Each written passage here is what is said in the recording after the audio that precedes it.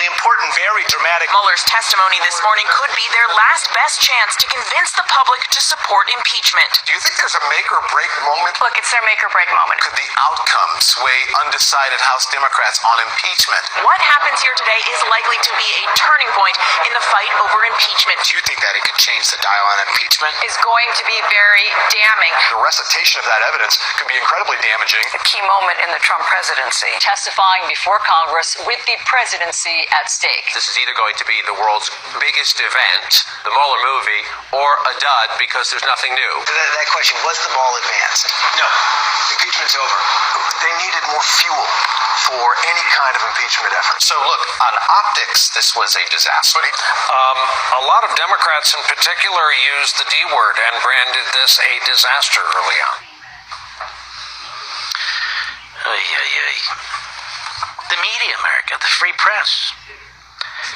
Pete Buttigieg was at the NAACP forum yesterday.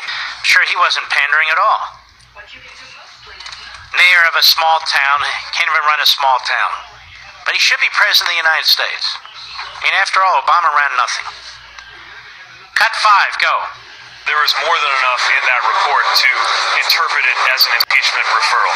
I believe that an impeachment inquiry would bring more facts to light. I also believe that the Republican Senate will not act. And so I'm focusing on the best thing I can do about the Trump presidency, which is to defeat it in November of 2020. Wow.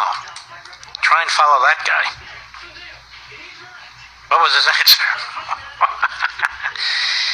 Yes, just vote for me. That's the answer, right? Pete Buttigieg. Hey, look, weirder things have happened. Obama did get elected. But it won't happen this time. Now, Andrew McCabe, in my view, who should be in an orange jumpsuit in a prison cell with a guy named Bruce.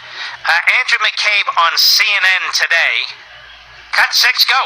From my own experience at the very beginnings of this investigation, we confronted some very hard choices. All right, stop here. You realize how loathsome you are, you clown? From the very beginning. Sounds like a voice for an 800 number. From the very beginning. From my own experience at the very beginning of this investigation. You understand you're under investigation, right, clown? For leaking and then lying about it? That's okay, I'm on CNN. CNN likes guys like me. Go ahead. Would have negative repercussions on our organization and on us personally. Oh, he's worried about negative repercussions on the FBI. This guy, who did enormous damage to the reputation of the FBI, unfortunately, because I'm a big fan of the FBI, he's worried about negative repercussions on their organization. I wonder if we had a vote of the men and women of the FBI, how they would vote on McCabe. Go ahead. Anyway, because it was our job and our duty to do so.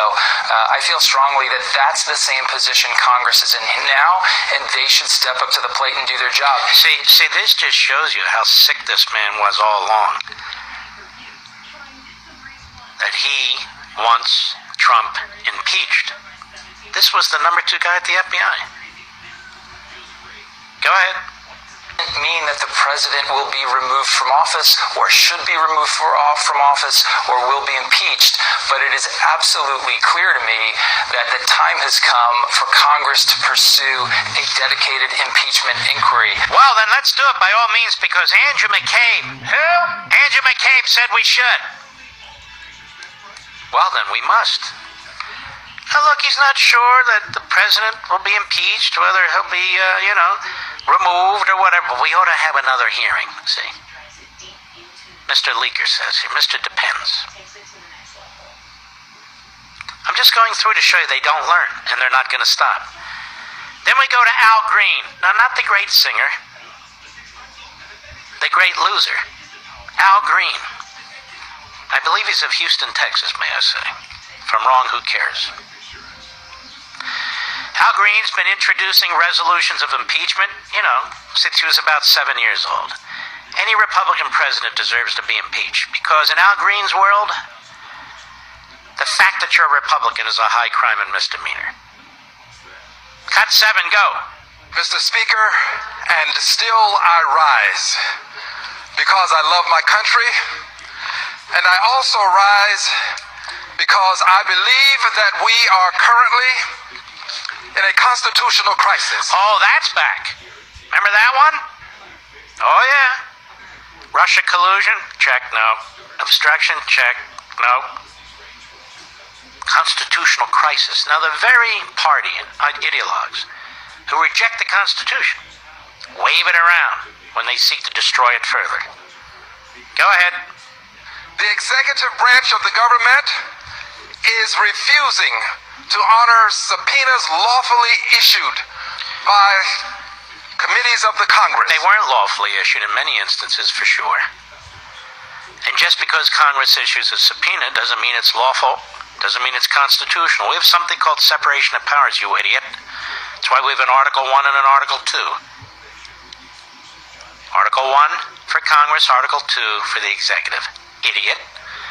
And just because you clowns issue subpoenas on the president's taxes, on his family, on his businesses, on his finances, including, his banks, doesn't mean he has to honor them.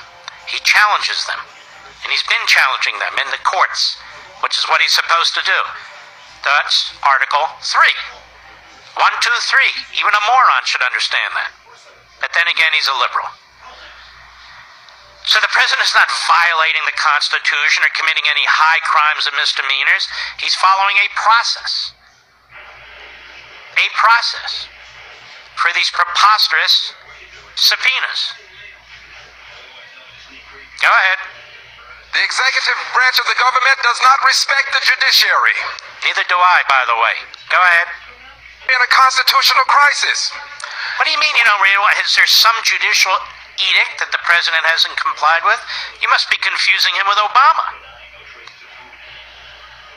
I think he is. Go ahead. I have a duty, an obligation, and a responsibility to do something about this. So I rise today, Mr. Speaker. Sit down, you idiot. Wasting everybody's time. I'll be right back.